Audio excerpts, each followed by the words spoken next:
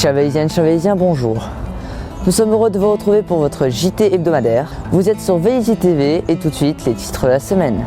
Nous vous présenterons le 29e festival du court-métrage, petit message ensuite pour Handisport, et enfin le 29e salon de toute collection à Vélizy qui s'est déroulé dimanche dernier. Ils étaient nombreux les Véliziens à assister au 29e festival du court-métrage à Vélizy ce samedi 13 février.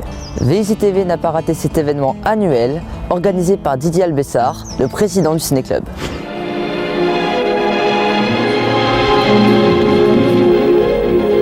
Bienvenue au 29e festival du court-métrage de Vélizy-Villacoublay qui maintenant se déroule dans cette très belle salle du Théâtre de Londres. Je suis effectivement impressionnée de voir autant de monde pour les courts-métrages, mais vous avez raison d'être aussi nombreux car les courts-métrages vont nous faire découvrir les réalisateurs de demain.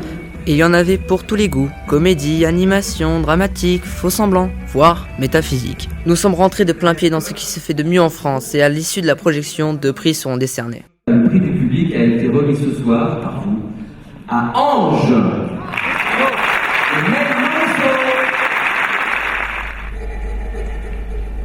Réalisé par Nel Morisseau, ce film porte sur l'expérience de mort imminente. Ange va vivre cette épreuve. Qu'est-ce que tu fais?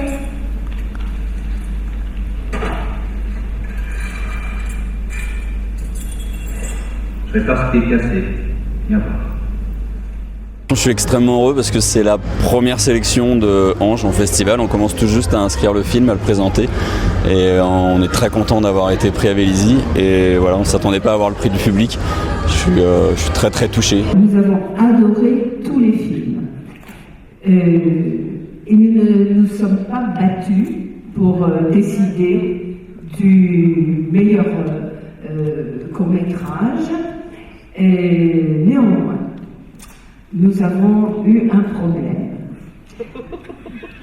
Car nous avons aimé 2 films. En route course de Giorgino Spinelli.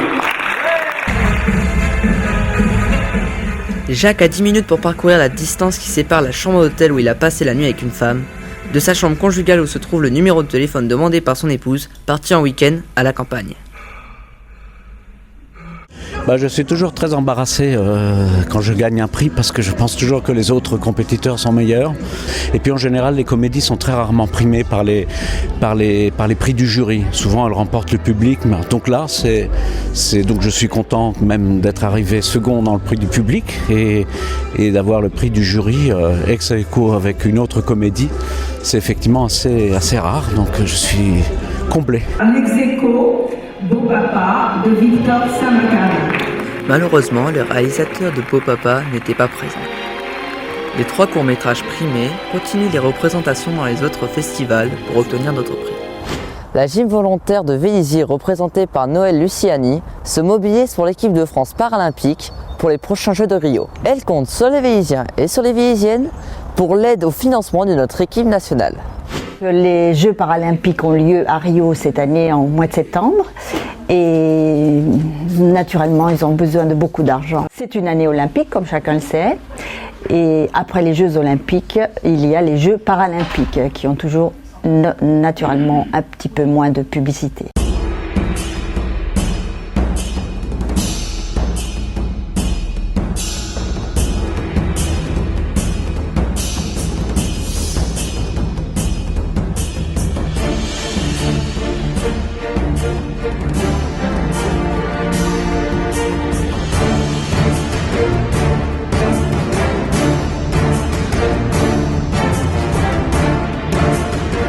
La Fédération française d'éducation physique et de gymnastique volontaire nous a demandé de relayer cette opération et naturellement je me suis portée volontaire. J'ai des carnets de tombola à vendre et des carnets de 10 tickets à 2 €. Il y a 2 tirages. Il y a un tirage au mois de mai pour gagner un voyage pour 2 personnes. Et naturellement voyage et hébergement à Rio. Et il y a un 2e tirage où là il y a de nombreux lots à gagner. Le mieux naturellement est de les acheter avant fin mars pour participer aux 2 tirages.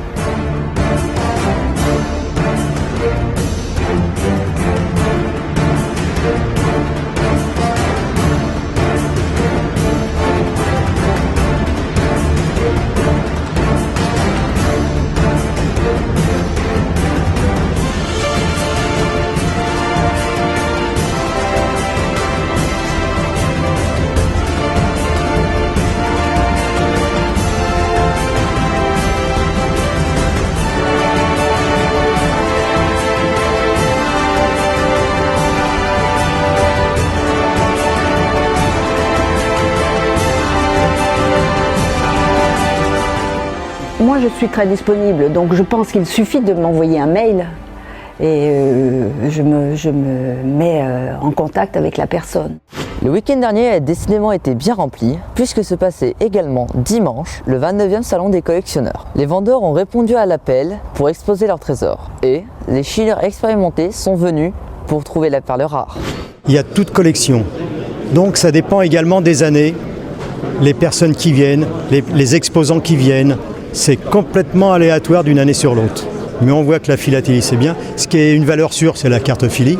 Il y a toujours des collectionneurs de pins. Mais vous avez maintenant d'autres collectionneurs de champagne, des petites voitures, des buvards, vous avez toutes sortes de collections possibles et imaginables. Si la passion de la collection peut intervenir à tout âge, parfois par hasard, elle se transmet surtout par la famille, de parents à enfants. Ce fut le cas de Daniel, philatéliste aguerri depuis quelques années. On est collectionneur au début. C'est par la suite, en se confrontant avec d'autres clubs, qu'on s'ouvre la tête. Et je me suis ouvert la tête en disant maintenant je suis philatéliste. Parce que la philatélie c'est tout savoir sur le timbre, comment il est fait, comment on le colle sur les courriers, etc. Qu'est-ce qu'on doit garder, les empreintes de machine à franchir, les empreintes bleues là, ça se garde. Les cachets, les timbres à date, ça se garde aussi. Tout se collectionne, tout se discute. Ce plaisir de la collection, certains en ont fait leur métier. Comme Thierry Beugnier, amoureux de timbres depuis 37 ans et négociant philatélique qui a ouvert sa boutique en ligne en 2010. Je fais les timbres du monde entier, mais principalement spécialisé sur les timbres de France, ex-colonie française, Dom-Tom, Monaco, Andorre. C'est quelque chose sur lequel j'ai des affinités. Il y a des fois, on a du mal à expliquer ses sentiments, ses ressentis. Toutes les pièces de collection ont des valeurs variables qui peuvent être moindres comme particulièrement élevées. J'ai de nombreux lots à plusieurs centaines d'euros, quelques milliers d'euros, et des timbres à 30 centimes. J'en ai pour toutes les bourses. Mais les philatélistes n'étaient pas les seuls représentés sur le salon. De nombreux autres collectionneurs sont venus montrer leurs merveilles, aussi insolites soient-elles, comme Gérard et ses centaines de fèves. Ça fait quand même bien une trentaine d'années, oui, que je collectionne, échange, vends, achète, oui, dans le domaine de la fève. Il faut dire que, avant d'être retraité, j'étais chef pâtissier. Les amateurs ne le soupçonnent pas, mais les fèves racontent toute une histoire particulière. Il en existe des contemporaines, des classiques, des personnalisées par les boulangeries, mais également des plus précieuses.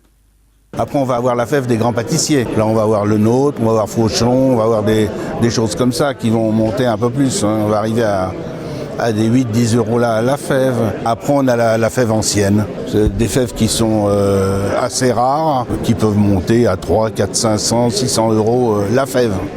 D'ailleurs, même la ville de Vélizy-Villacoublay dispose de sa propre fève. Tout un symbole.